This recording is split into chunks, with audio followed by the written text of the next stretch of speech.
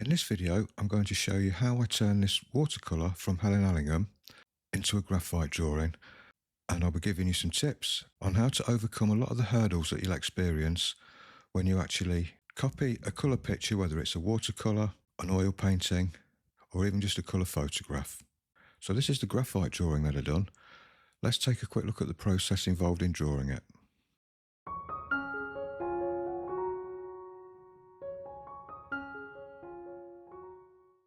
So this one started life on a sheet of Daily Rowney smooth heavyweight A4 paper, and I'm using the grid method there to get the line drawing in. The line drawing is never usually a problem when you're trying to translate, a colour photo into a grey tone drawing. It's usually the tones which trip you up, and that's usually the case with any colour photo or painting or whatever. So there's a number of decisions you have to make as you're working like this, and the first one is, do you copy the brush strokes from the original artist, or do you do your own thing? Well, I decided to do my own thing, and I always do. The reason being, it's fairly obvious, really. I mean, if you're working in graphite, use graphite techniques. To try and copy brush strokes from oil paintings or watercolour paintings, it's not easy, and it's not necessary either. We're not trying to do an exact photocopy of the original work. We've already got a photocopy of that. We're using it as a reference. We don't need another one. So really, the golden rule for working like this is to make artistic license your best friend. You're going to almost certainly need to change some of the tonal values, because usually what happens is when an artist is working in colour, like in this case here, Helen Allingham, she used watercolour, the artists will often use colour to get the separations and the contrasts between things, whereas when you're working in graphite, you haven't got that luxury. So you are dependent on tone. So whereas one artist that works in colour will use colour to get the contrast, if you take that colour photo and you turn it black and white, you can actually see how little contrast, tonal contrast I'm talking now, how little tonal contrast there is actually in the black and white reference photo. A lot of the tones get pushed together, a lot of them are very similar. You start to lose the definition between various elements in the landscape. So this is where artistic license comes in.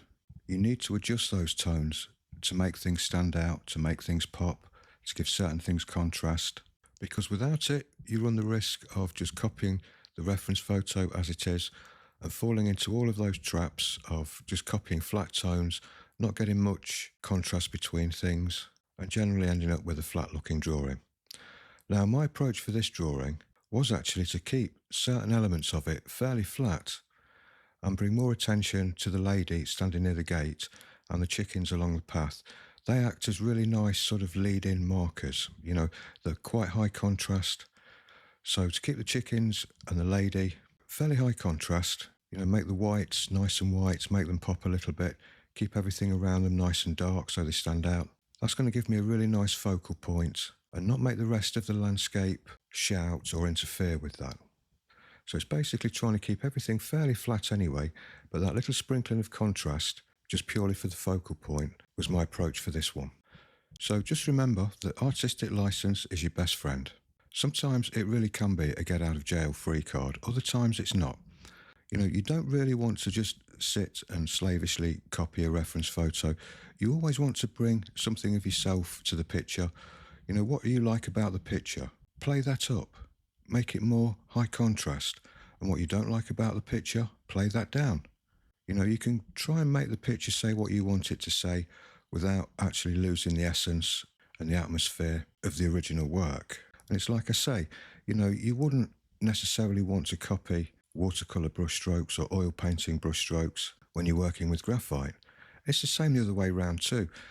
If I was to give you this graphite drawing and say do a watercolour of it, you wouldn't try and copy the pencil marks, would you? You'd use watercolour brushstrokes. You might be a bit looser, a bit bolder with the marks, but you'd still get the essence of the picture in there.